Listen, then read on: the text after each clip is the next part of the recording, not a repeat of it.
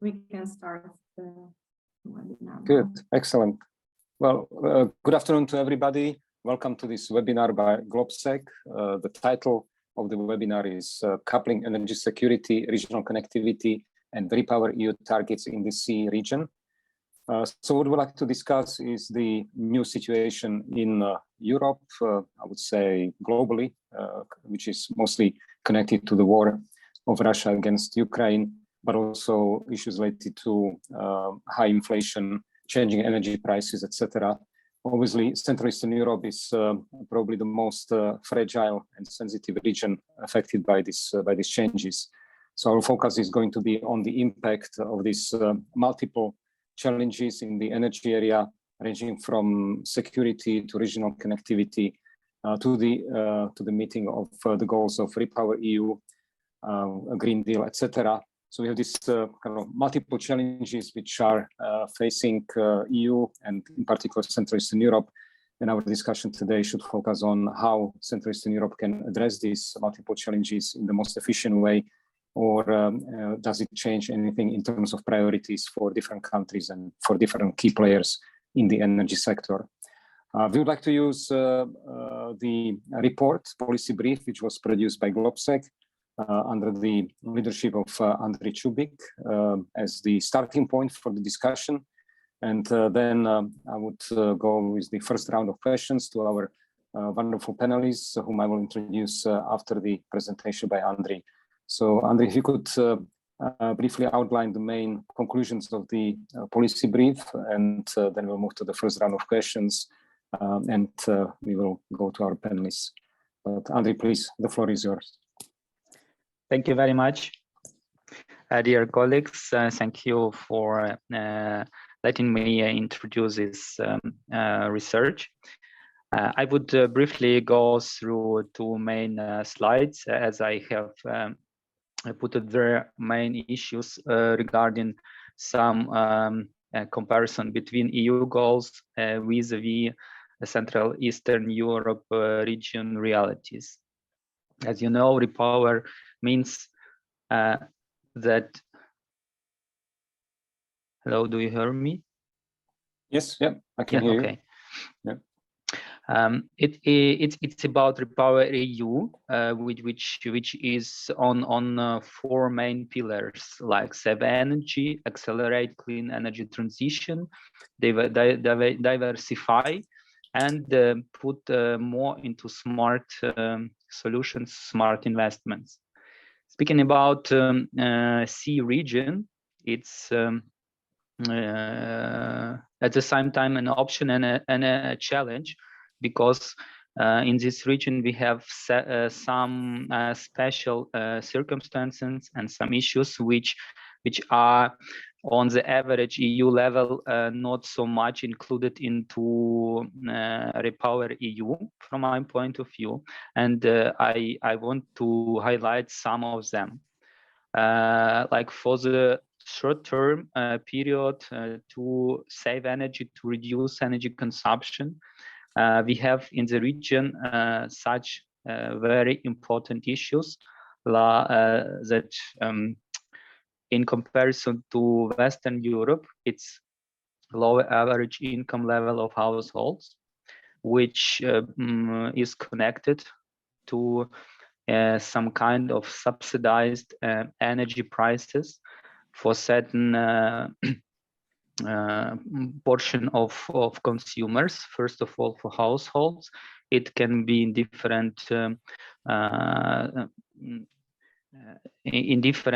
ways reflected on the market, like regulated price, or at certain level it can be not directly regulated by any way, monitored and in some way subsidized by the state. And for many years energy prices were a very sensitive issue for politicians, for policymakers, and they try to protect their voters against really soaring energy prices.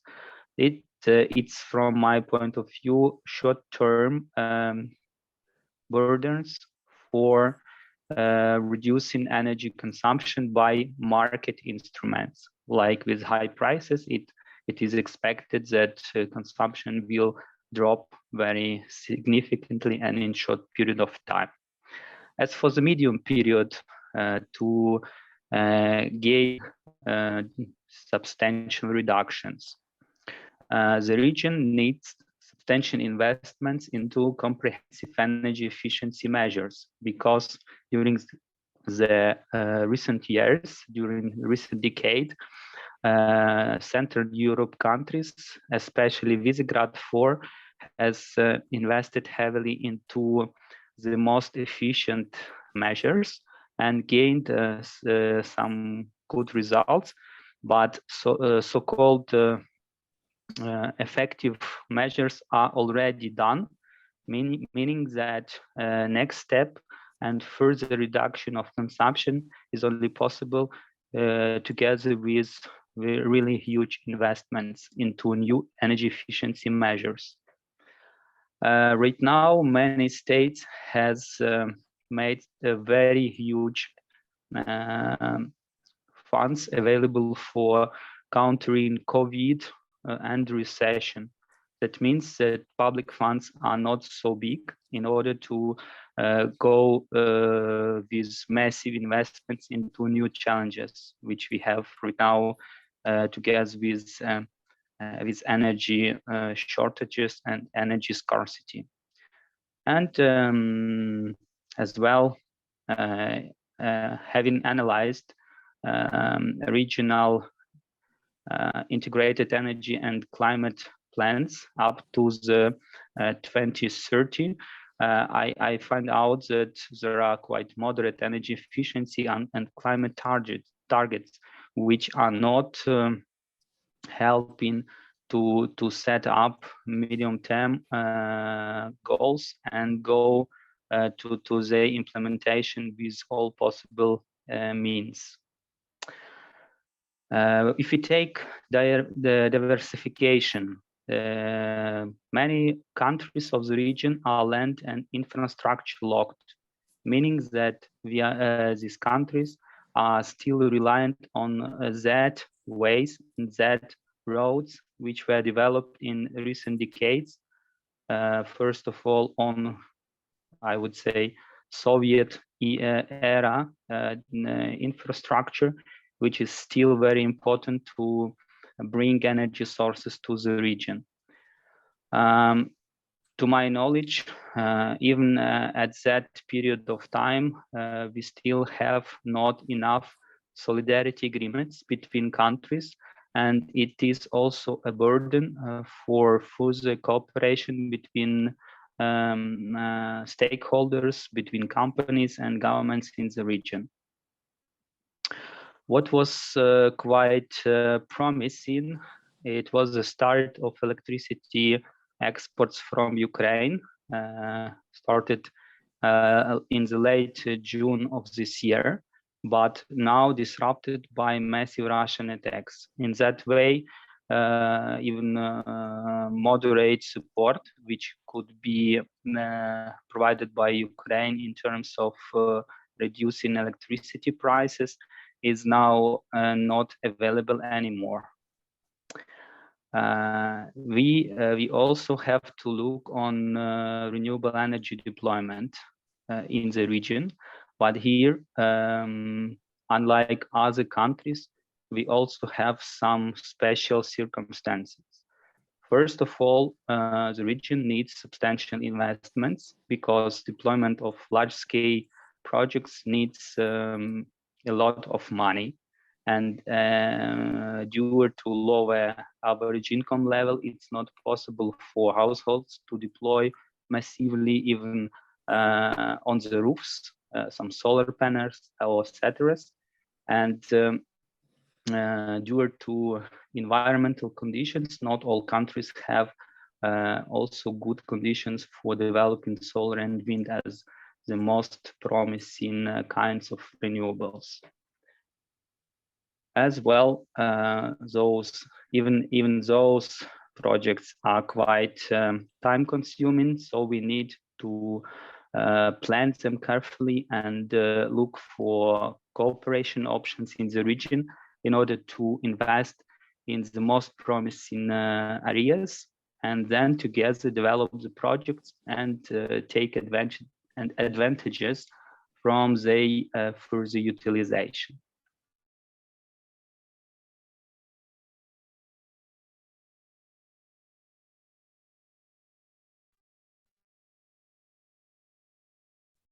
Policy also has to take into consideration quite moderate progress, which is possible in Central European countries towards further decarbonization and reduction of fossil fuel use in the economy and in energy sector.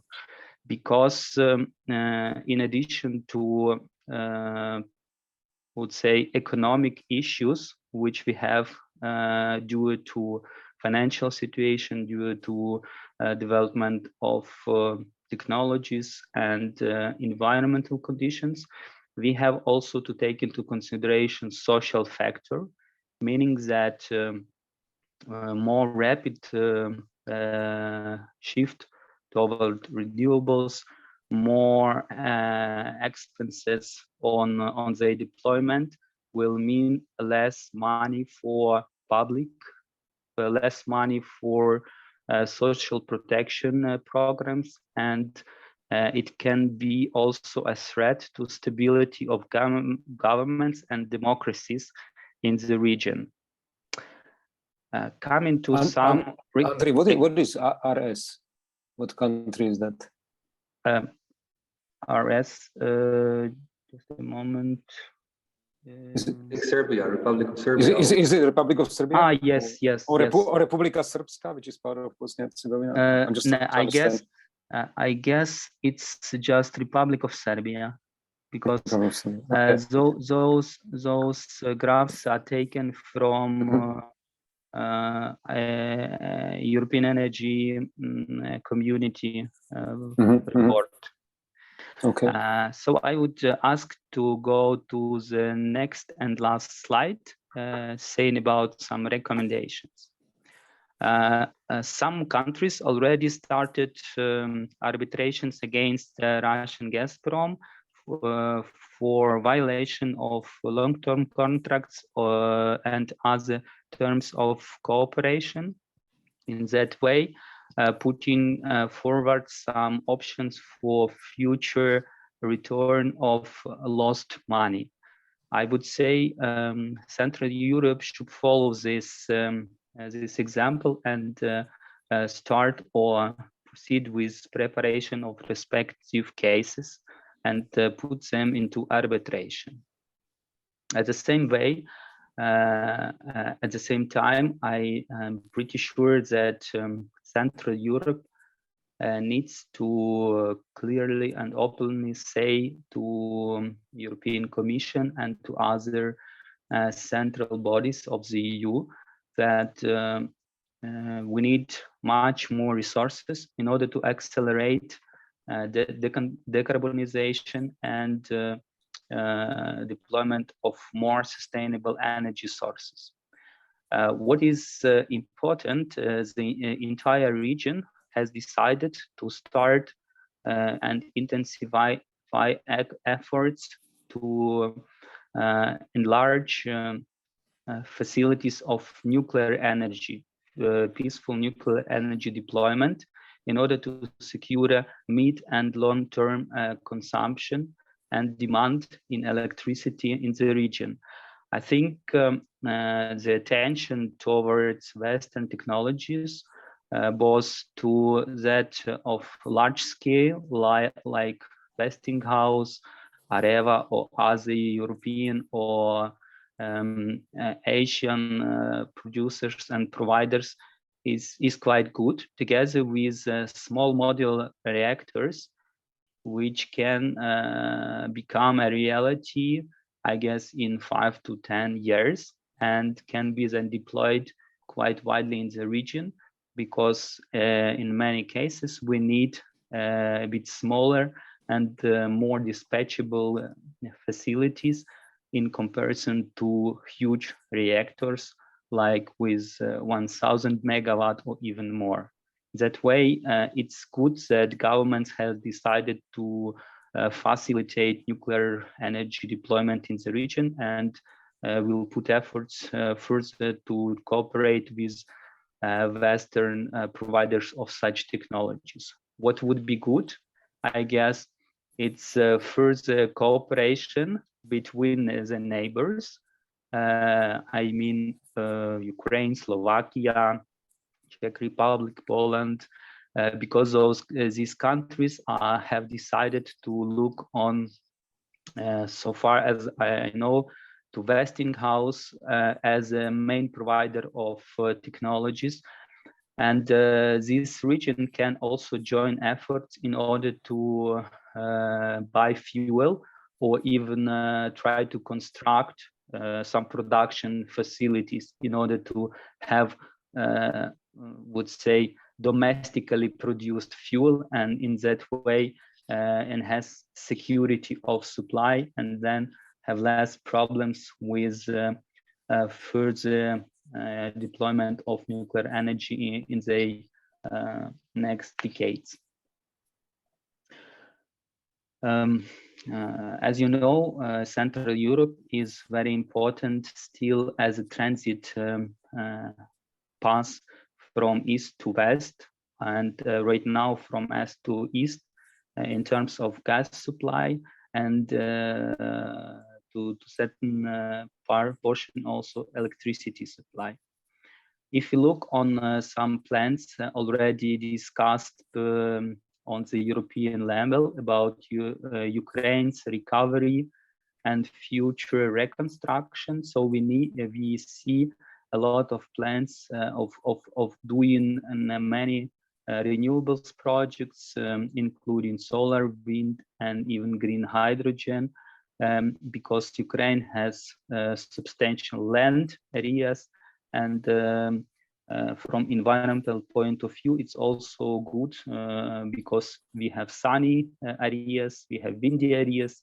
In that way, we can produce more sustainable energy and bring this energy also to Central Europe and even further to the west. In that way, Central Europe can still be in the future as a transit part, and take advantage both in political point of view and financially as well. And of course, I would ask you to take into consideration more proactive policy towards Russia. We see that this big country is not so stable and strong as it seemed to be even several months ago. In that way, we can expect that in the nearest future, it can disintegrate in some way. So we have to look on possible new actors in this area and possibilities to cooperate with those actors, and have also cooperation including energy sector as well, because still they have huge reserves of energy sources. In the medium term, at least, Europe will need fossil fuels for covering energy needs. And if we will develop right now proactive policy towards future post-Russia countries or states, it will be then easier to start cooperation and include those amounts into prospective plans of European supply and energy security architecture in the medium to long term.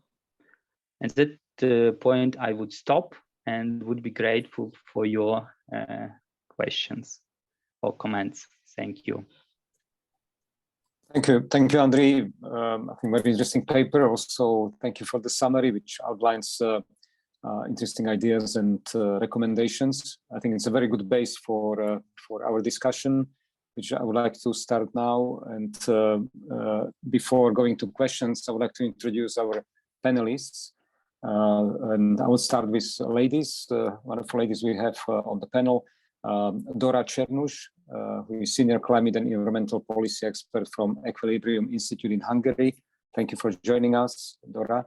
Nadia Hartmann, Chairman of the Board and CEO of ESCO Slovensko. Nadia, welcome. Andrei Kovatariu, Senior Researcher, Energy Policy Group, EPG from Romania. Andrei, thanks for joining us. Jan Weiterschutz, Chairman of the National Hydrogen Association of Slovakia, NVAS. Jan, thank you for joining this panel. And last but not least, Norbert Kurila, Advisor to on the environment, energy, climate change, and the business environment in the Office of the President of Slovakia. Norbert, thank you. You are a great friend of GlobSec. I really appreciate that. So let me go to the questions, and I would like to start, as we say, ladies first.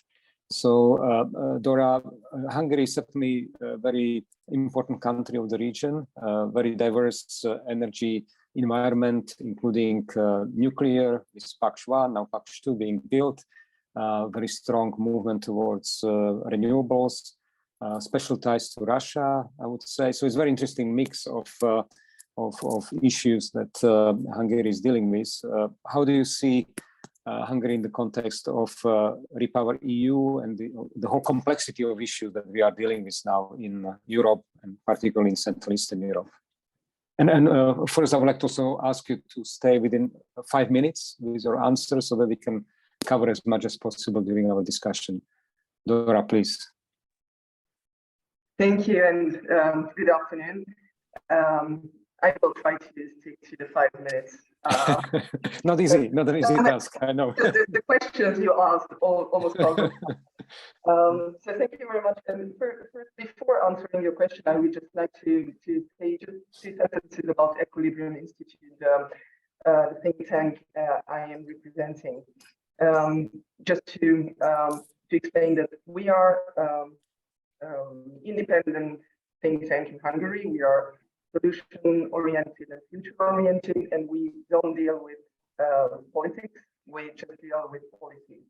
So this means that I will not be able to answer questions related to political opinions or critiques. So thank you for your understanding. But when it comes to the actual energy crisis, you probably all know that Hungary is very much dependent on natural gas, as you said, and particularly on Russian gas imports. Also on oil and nuclear, but I'm trying to stick to the 5 minutes. I will just talk about natural gas. The share of natural gas in primary energy consumption is around 34%. And if you look at the import ratio, it was 67% in 2021, which was actually lower than in 2020, but still very high. And obviously, most of this import comes from Russia, like more than 70% of this import comes from Russia. And there is another specificity of the Hungarian energy consumption patterns is that more than 70% of households use natural gas for heating. In some of these households, they also have the possibility to heat with solid fuel, but still more than 70% have natural gas for heating. This means that the exposure of the population to the gas market and its volatility or its state is very high, and or would be high without the fixed end user energy prices that were in effect until August in Hungary and are still partly in effect now. So obviously, as we have a very important dependency on Russian gas imports, the Hungarian national strategies like the NECP, the LTS, or the energy strategy, they all wish to decrease our use of natural gas and also the dependency on Russian imports, even before the war. But because of the war and due to or thanks to Repower EU, actually the actual situation gives a boost to these plans. So the plans that were already existing are becoming even more important. Obviously, I could not list all the challenges and opportunities that are linked to Repower EU. I would just like to highlight two elements that are important in Hungary. One of these elements is that Repower EU is an opportunity to further develop PV in Hungary.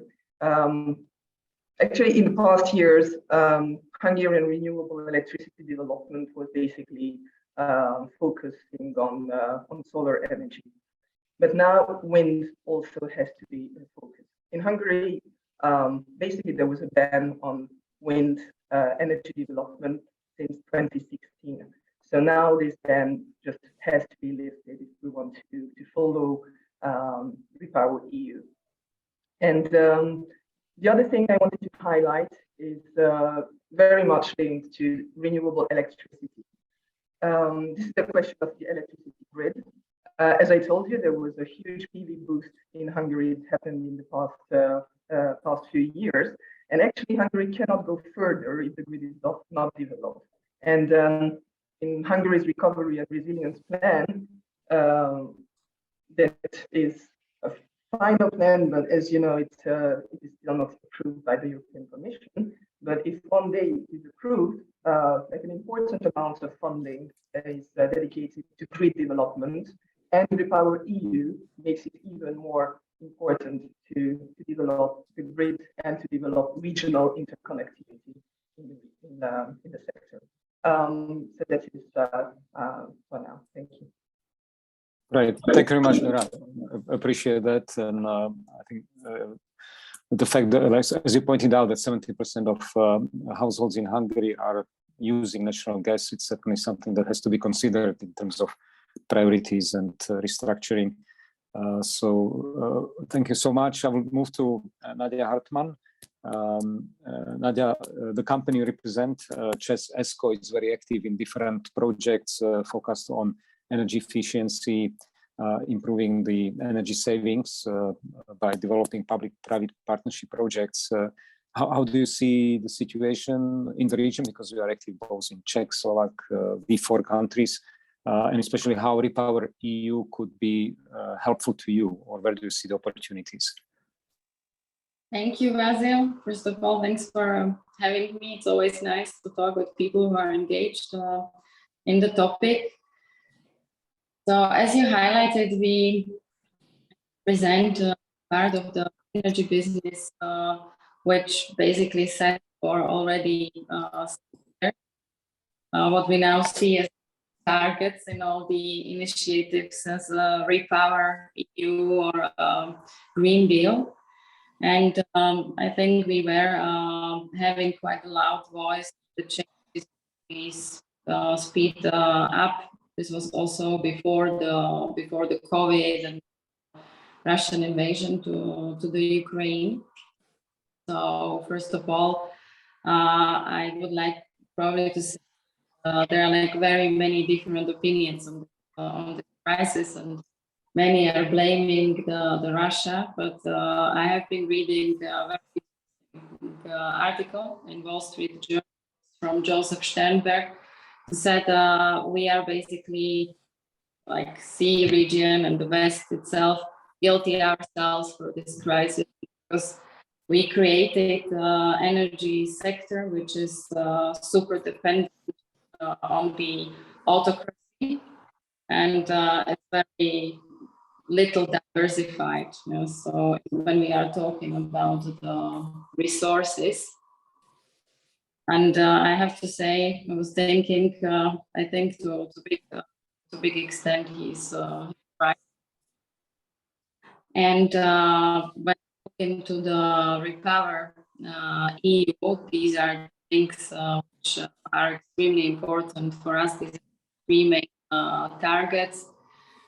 This is production of the clean energy, where we in CEZ also see the nuclear energy itself. Then diversifying of our portfolio of energy supplies. And last but not least, and this is what we can really deliver from any company, saving the energies. So I think these are the three main points, and I think each country in the V4 region, however more or less dependent gas is, because we know Slovakia is one of the most from the region, and Poland is in a different situation. But I think we must support a massive scale up of renewables. Then we must really work on faster electrification and replacement of fossil-based heat and use of the fossils, let's say, across the industries.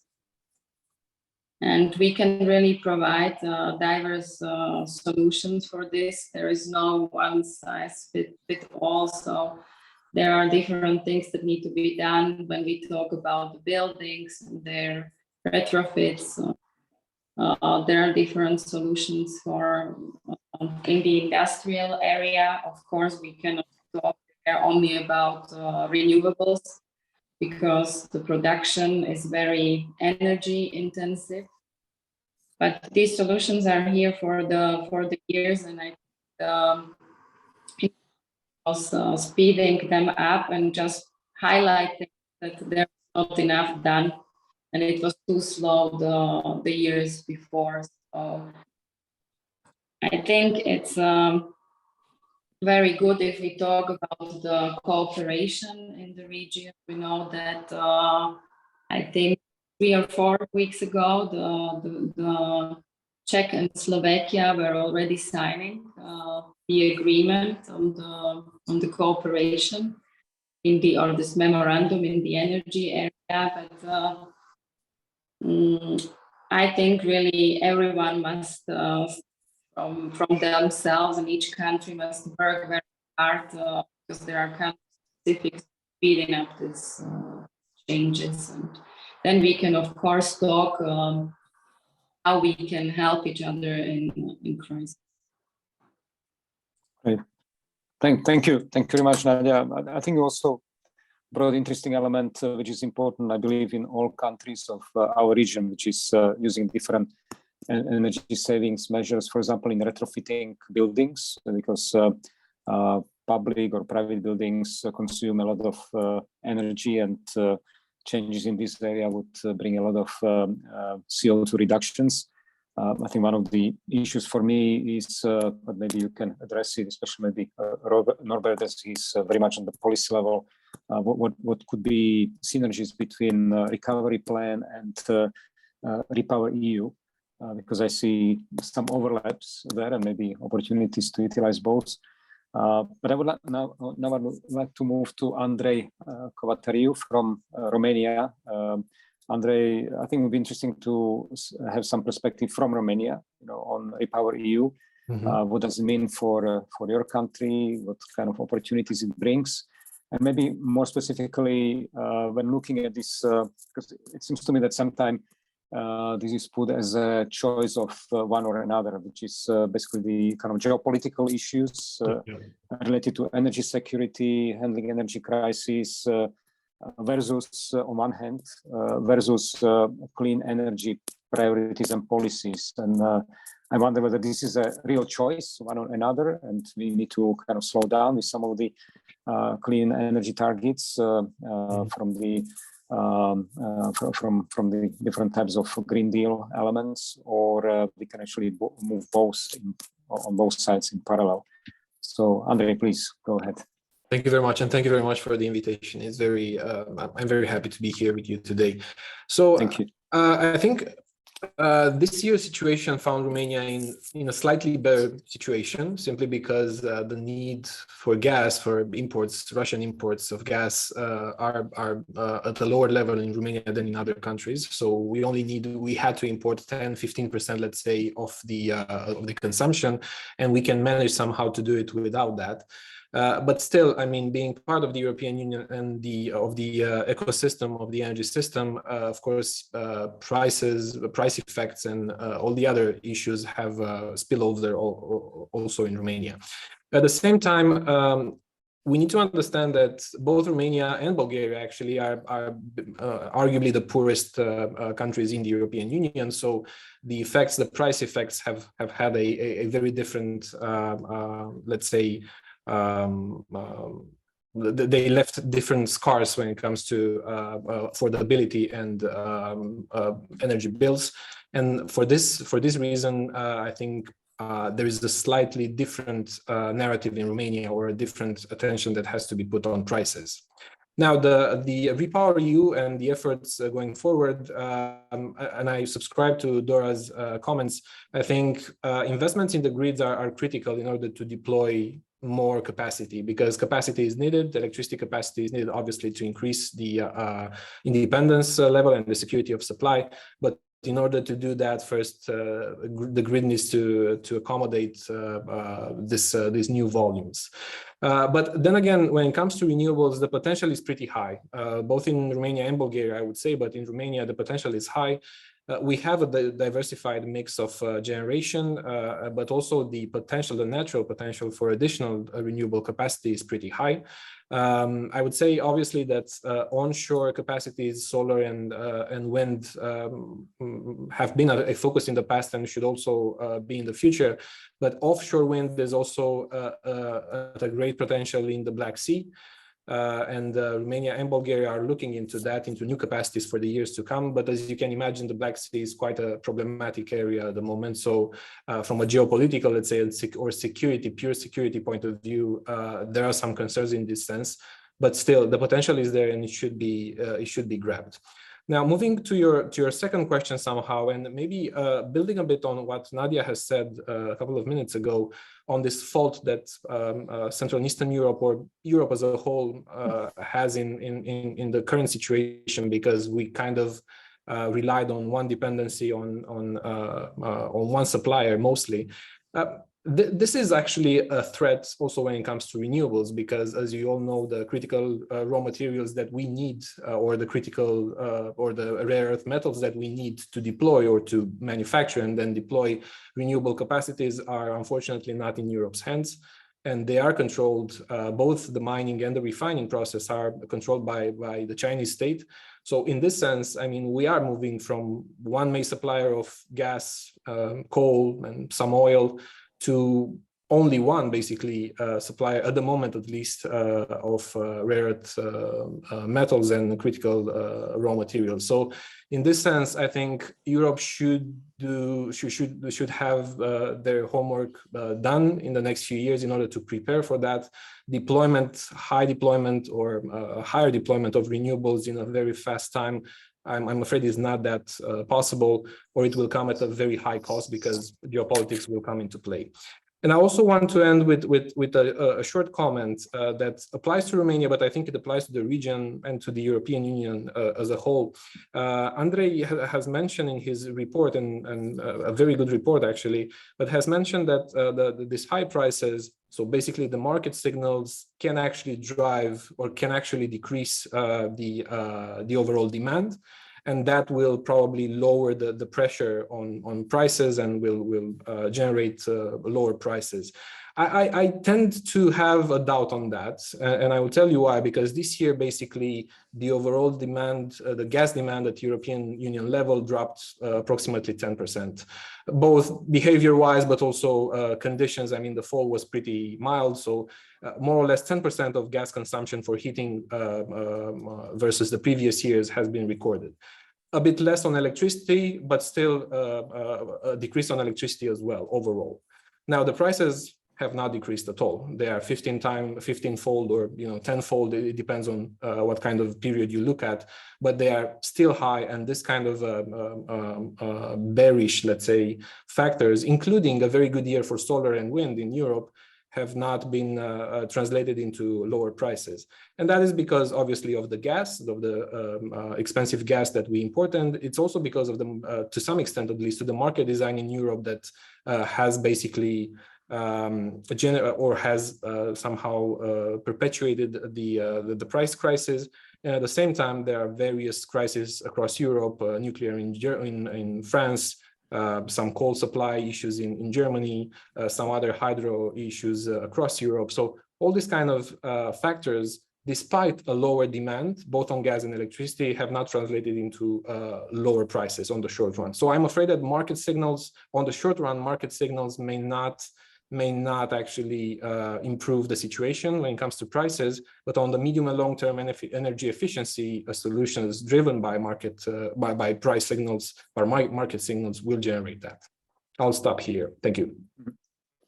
Thank you, Andre. Many interesting points. One point which you made about the development of renewables, which would require, because it is an intermittent source of energy, for electricity, and so that would require certainly some stabilizing elements in terms of grid, either through smart grid introduction or, for example, application of battery energy storage systems.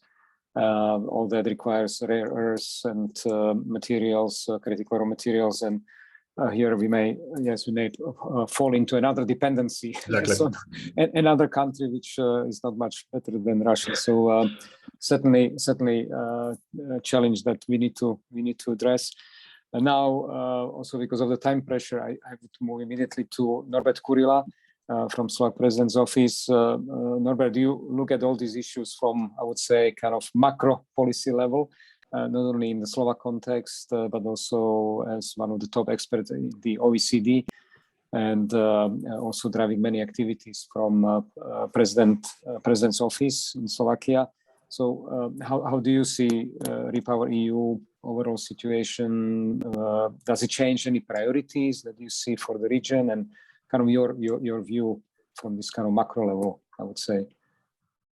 Yeah, thank you very much, Vasil, and hello to everybody. Thank you for having me. Happy always to contribute to those kind of exciting debates. But coming to your questions directly, I will limit myself because of the time constraints. So what's going on in Slovakia and how we actually combine and how we deal with the Repower EU. As we know, the European debates and technical trialogues are still ongoing. So we are not final in terms of, let's say, process, but at least we are trying already to sketch our homeworks, how the Repower EU will fit to our energy sovereignty, independence, and also help with issue with energy security. As many other nations and countries around, Slovakia was also very, very, very dependent on fossil fuels imports from Russia. Luckily, due to diversification, especially of LNG, we have dropped this dependence to maybe 1/3 out of almost 90% within this year, which is remarkable. And now it is exactly where the Repower EU comes in, because we want to also, on top of course, the renewables, energy efficiency gains and others, there is also some little issue with the existing, let's say, fossil energies and fossil world. And it is actually also some domestic resources. So there is still some potential to actually replace those imports by domestic gas extractions, even though it's not the preferred option, but it is maybe around 10%. And also when it comes to the immediate energy security, and we are seeing the issue with the oil prices and turbulence around it, perhaps we might also use it to build some oil reservoirs in order to avoid another crisis when perhaps some oil pipelines are disturbed because of the war in Ukraine. So it is an immediate response. Let's say in the midterm perspective, in about 2-3 years, I think the focus to use the very gasified network in Slovakia would be to try to come up with the hydrogen solutions, maybe some blending activities, because it's also replacing the fossil fuels, and also a conversion of waste to energy, mostly producing biomethane and biogas, where already I saw some 3-4 very interesting projects led by our leading gas company in Slovakia with leading waste industry companies. So this conversion has a great potential also in Slovakia. There was also a notion from the recommendations from Andre about the nuclear renaissance. So even without the Repower EU, Slovakia is doing that. So just the third reactor was open, and the fourth one is in the pipeline. Hopefully, will be contributing to our energy dependence in coming years, probably. But I would just underscore that if we want to decarbonize, probably without nuclear, we cannot deliver on our targets, and we are not going to meet even our long-term targets. But coming back, what we can do with the Repower EU, I would also mention when the renewables were mentioned, I would also mention the role of geothermal energy. I think it is untapped, especially in the Central and Eastern Europe, both for the heating and for the electricity. And maybe Repower EU could focus in Slovakia, especially in a separate manner on the geothermal energy, because I understand that the Repower EU will be fitting into the recovery plan that we have now in Slovakia. So there will be like a self-standing chapter that will be part of recovery plan. And I understand that those negotiations are still to be made, but in any sense, it means that we need to deliver and implement at the latest by 2026. So I think those measures are also at hand. Another issue relates to the diversification needs and to the LNG terminals. Of course, we are a landlocked country. We don't have access to the seas, but due to the interconnectors that are now up and running with Poland and Slovakia, as well as with the Adriatic pipeline, I think we can also try to utilize also those money and projects to help the diversification, even though, of course, it's not the super preferred options in the very long term, but to cover the energy security risks, it would be very smart to work on some related projects. And it is especially very important in terms of regional connectivity and regional cooperation, because if we want to serve both, let's say, still oil and gas over the next year, we need to make infrastructure fit for that purpose. And I think we can use very wisely those money available there. But in a nutshell, and it is the last comment, the focus in the recovery plan should be definitely on the energy savings. I think many colleagues, distinguished panelists, will talk about it even more deeply, because this is the best solution, which will be fit for purpose even on the long term. Thank you. Thank you very much, Norbert. I agree that geothermal is a very interesting opportunity. It is quite challenging in terms of commercial utilization. I remember when I was vice president in the European Investment Bank, we had several projects in geothermal area, and usually the main issue was how to cover the costs of the initial drilling, because you never know what you will find out. Yes, these several hundreds of meters or kilometers down in the under the earth, and this is quite expensive. It's usually in tens of millions of euros, this kind of drills, and nobody wants to cover this risky part. So if we found a way how Repower Europe, for example, could provide financing for this initial stage of geothermal projects developments through grant financing, then I'm sure that the commercial sources could be utilized as well. But thank you so much. And now I would like to move to Jan Weiterschutz. Obviously, hydrogen has been discussed in many different ways, and it is certainly one of the hopes for the diversification and cleaning of our energy. But we know also that there are many technological issues which are connected to this. So maybe how do you see the role of hydrogen overall in the energy mix, and especially also how Repower Europe or EU could help in this area? Where do you see the opportunities there? Thank you very much for inviting me to the GlobSec family. This is my first chance to speak about hydrogen here in this forum. Yes, hydrogen is a topic. It's a hot topic here, not only in Europe, but globally, especially in the US now, after the new support scheme, and also in India, for example, in China and everywhere. Yes, I'm using to tell that, or to say that hydrogen is very democratic fuel and completely completely carbon free, because we are saying about dependency, and we know if we will deploy hydrogen widely in the economy in each country, we need some imports channel to cover domestic or to add to domestic hydrogen production. And we know that hydrogen will be generating or producing in the location where are windy and very sunny. And many countries, for example, in Africa or Australia or Asia, in poor countries, they have pretty good conditions to produce hydrogen. So if some country will have a problem or occur some war somewhere, so another 20, 30 countries can supply hydrogen to the point of consumptions. So, but now we can focus to the domestic production, and we can produce hydrogen here in Slovakia and Central Europe mainly from another source than the different or the Western Europe are now thinking about. They are thinking about the green hydrogen mainly.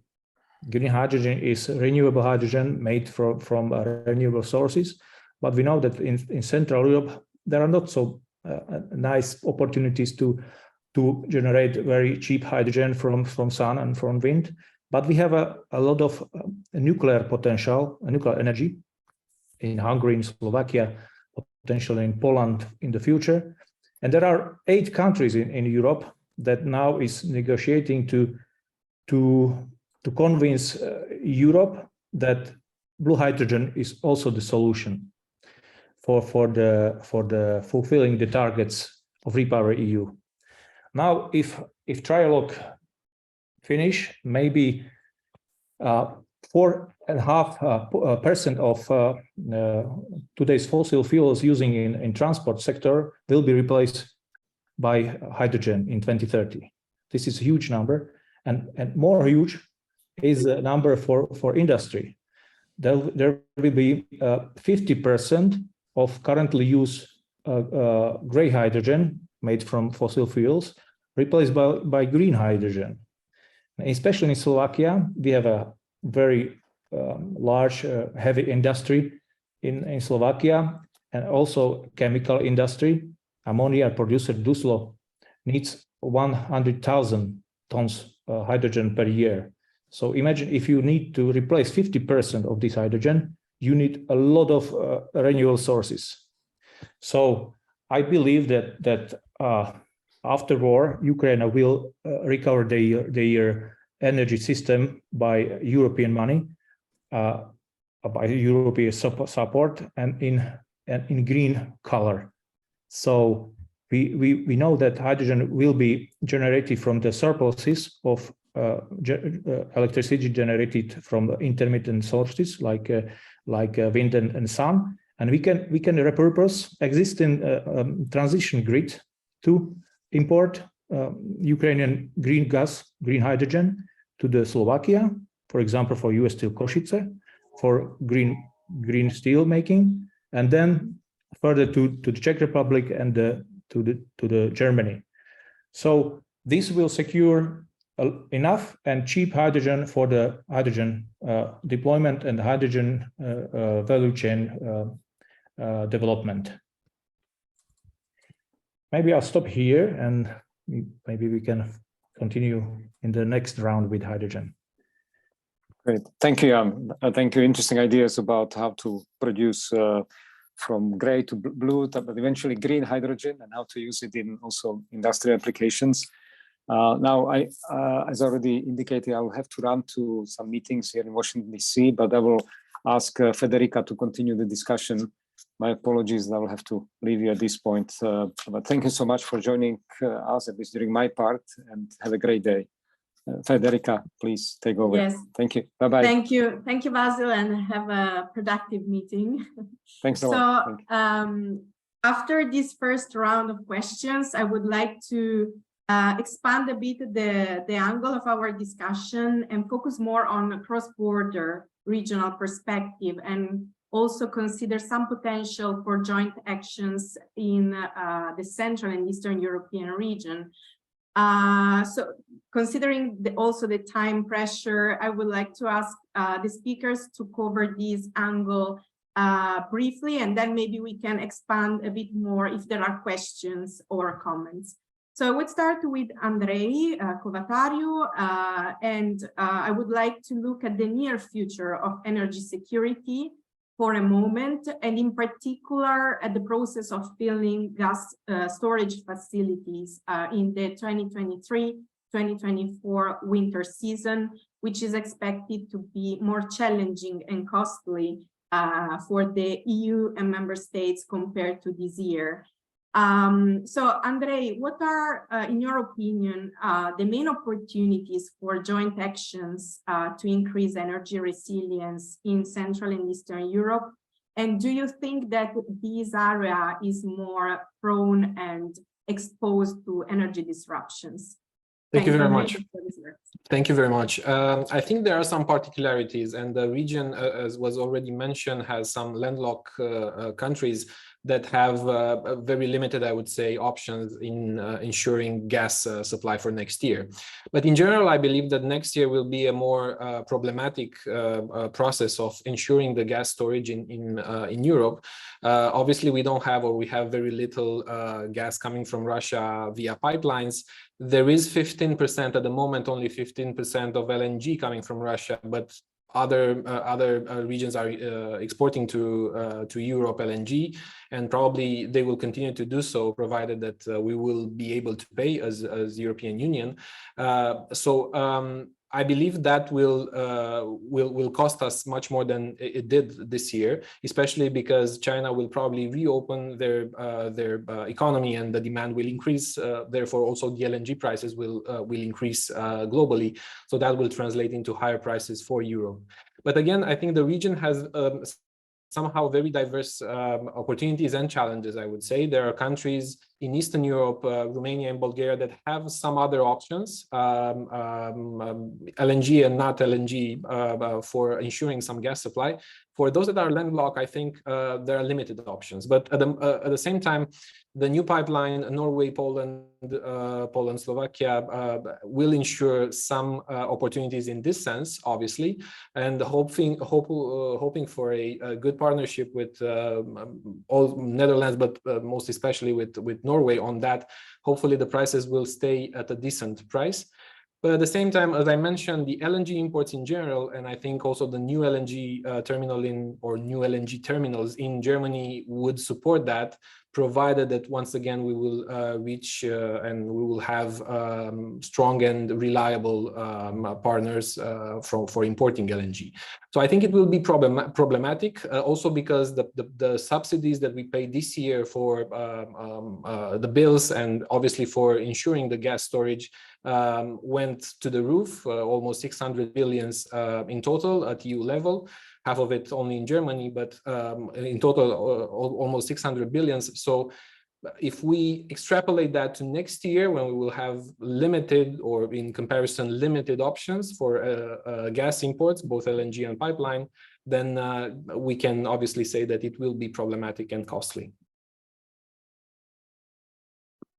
Thank you, Andrei. It's very valuable that you also wrote the point about energy bills skyrocketing. Yeah. And we will touch upon it in a bit with Nadia. But now I would like to build up on your answer and ask Dora, consider the picture sketched out by Andrei. What's your view on the potential for Visegrad 4 cooperation to support energy security and affordability while also advancing the ambitious green targets as sketched out, in particular in the Repower EU plan? Yeah, so I think Sorry. Dora, I'm sorry. Sorry, I think it was for me. Yes, so with Equilibrium Institute, we participate in different projects which are focused on Visegrad 4 countries. And I'm trying to be quick, but just to tell you two examples. We have one project which is about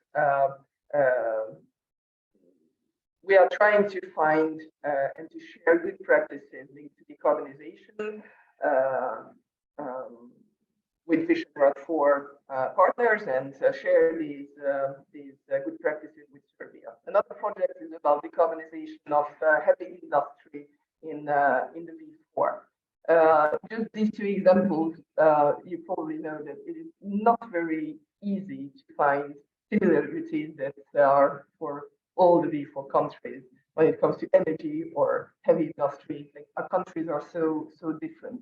But there is one thing that is so we can still find the similarity, and actually Andre already talked about it, and also Nada in the previous round, that all of our countries have a building stock which is in a very bad state. So if we look at the Repower EU's pillars, and we look at the energy efficiency pillar and concentrate on buildings energy efficiency, it's something that we actually all need to deal with if we want to work on energy security, on climate goals that we should not forget, because I understand that we have important problems this winter, but still the climate crisis is there. It's coming later, but it is coming.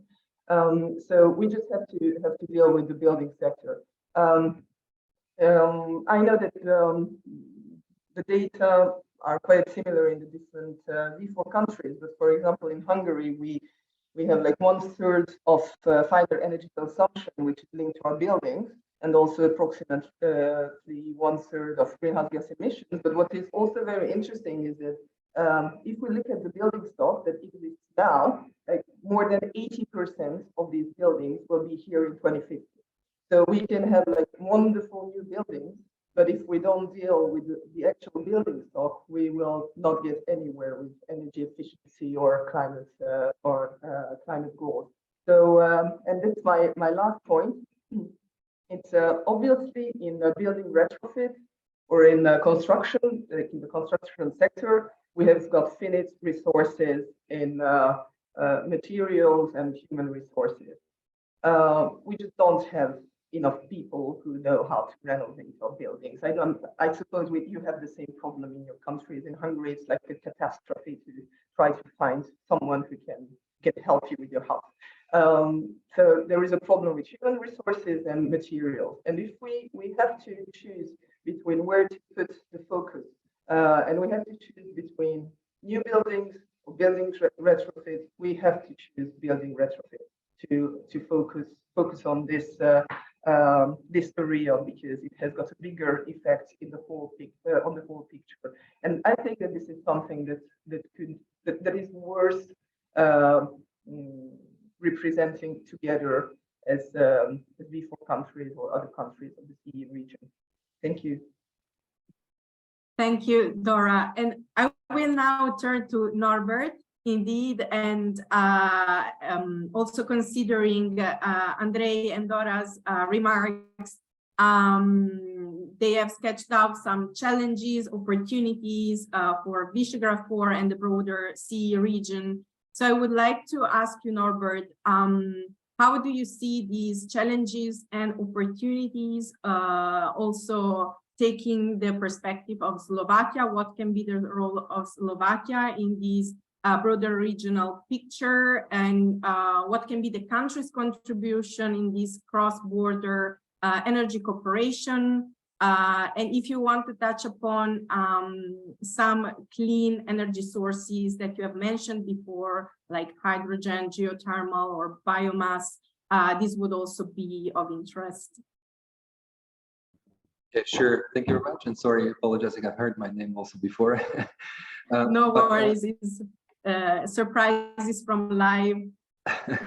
But anyhow, coming also to the point, also what colleagues were referring to, and how Visegrad Plus, because we are talking about Central Eastern Europe, could work. It's also put some pressure on the solidarity aspects.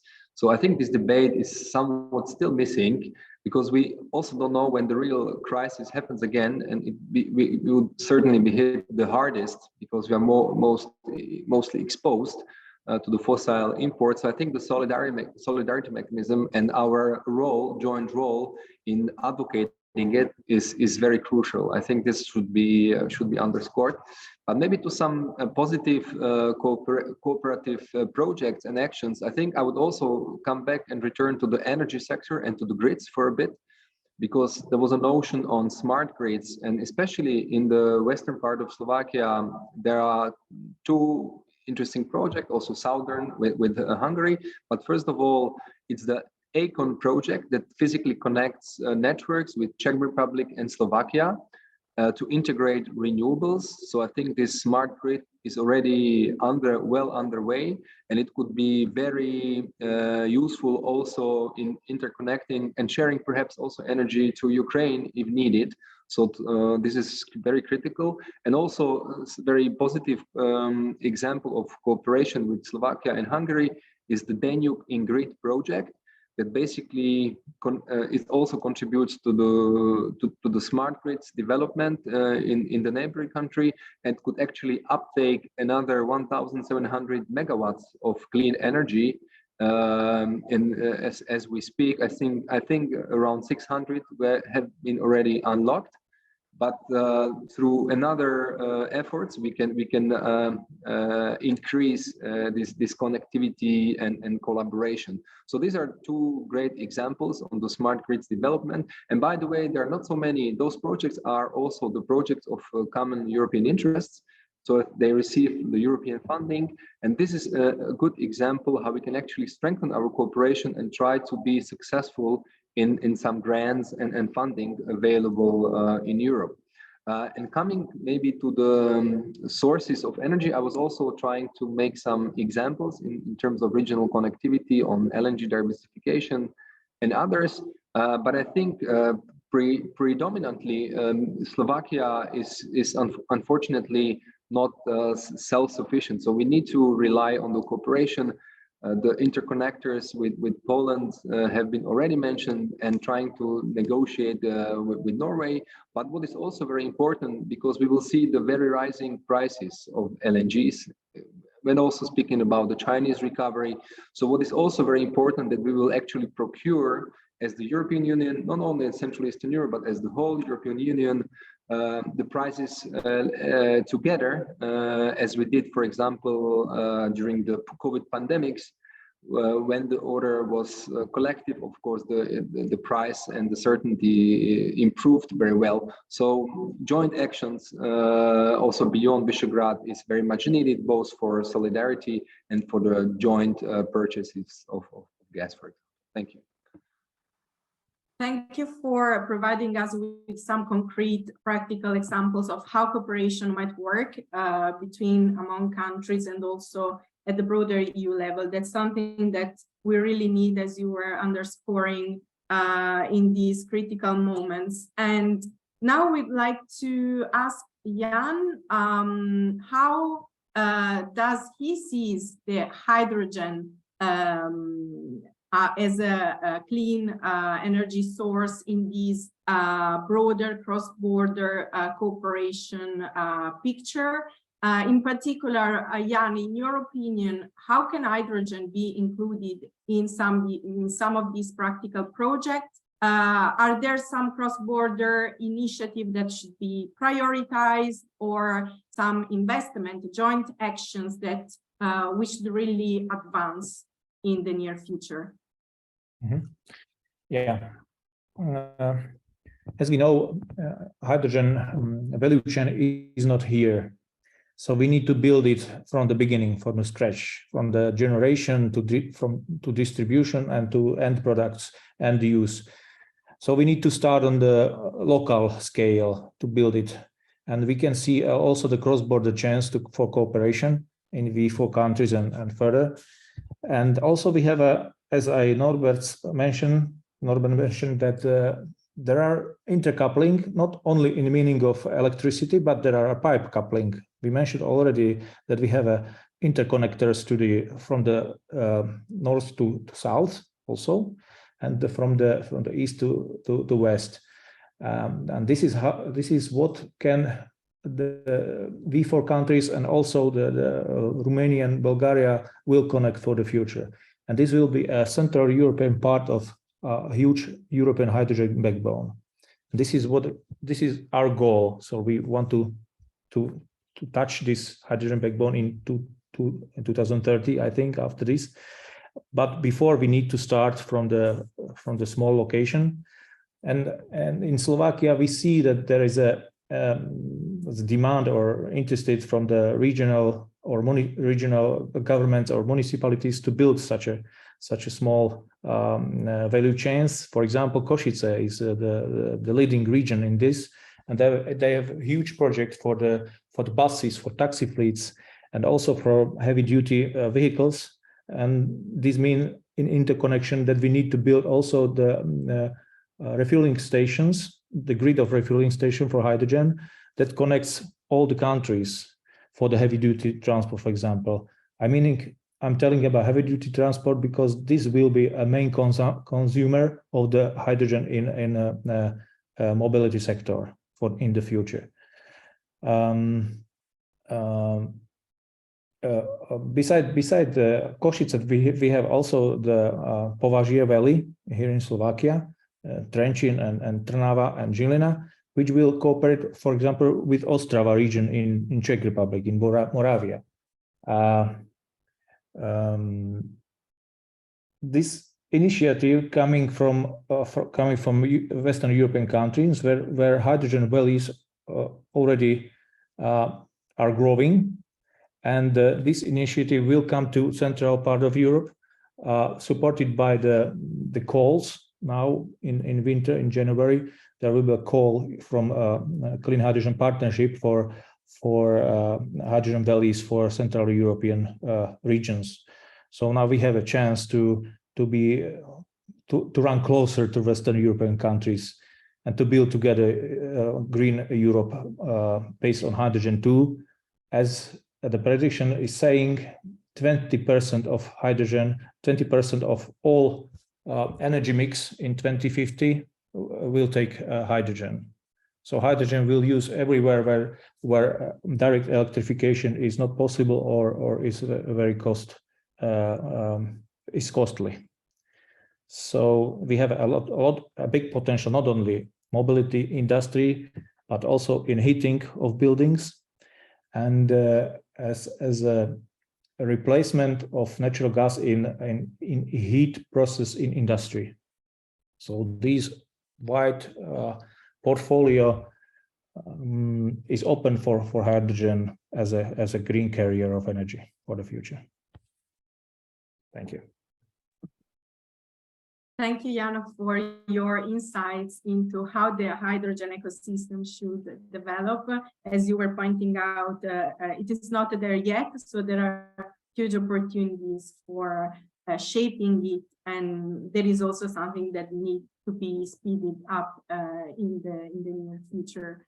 Now I would like to ask Nadia our last question. Since we have spoken a lot about raising energy prices, skyrocketing energy bills, and the situation doesn't seem to get better, or rather it will be probably the opposite in the next winter seasons. Do you think that these energy prices are already affecting consumers' habits? So can we expect consumers' behavior to kind of support energy savings? Have you noticed some kind of changes from your perspective, from your corporate perspective? And do you think there are particular measures that should be introduced to support vulnerable households and businesses during the coming winter months? Okay, thank you. So that's a quite wide question. So maybe I start from the end. So when we are talking about price caps and subventions, which are being introduced across the region.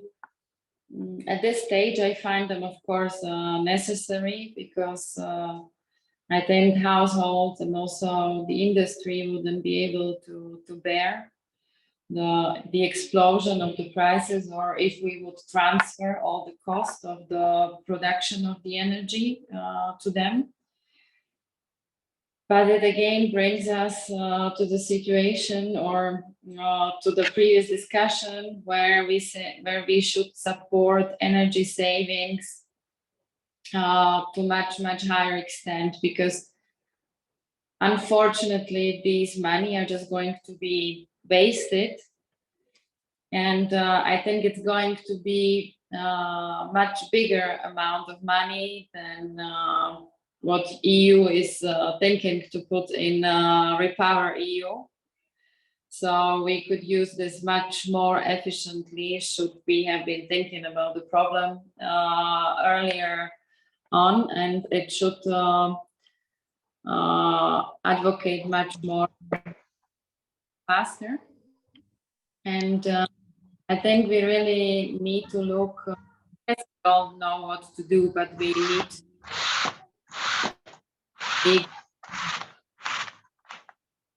are being used in an appropriate manner in EU.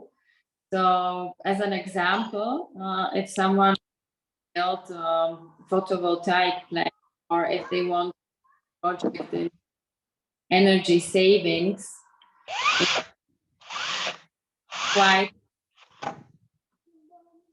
developed. I would say there are companies like ours which are able to finance this. And there are then financial tools which we can use to sell the receivables to the banks and so on. So I think we should support much more the development of the areas where we see a big potential. But there are still not financially sustainable. So this is what Vasil and also Norbert were mentioning before. This is the geothermal energy, for instance, because the initial drillings and technologies are not so well advanced at this time. And I think we should support much more their development in the future. Thank you, Nadia, for your comments. So as I don't see any question from the audience, I would like to thank all the speakers for the interesting insights and remarks. If you have comments, you can jump in and make your final remarks now. Otherwise, the webinar will be uploaded on our YouTube channel and social media. I will share the link with you, so you can rewatch our webinar and also spread it among your colleagues and people who can be interested in the topics. Thank you for joining us today, and I wish you all a pleasant evening. Thank you very much. Thank you. Bye. Bye-bye. Bye. Bye.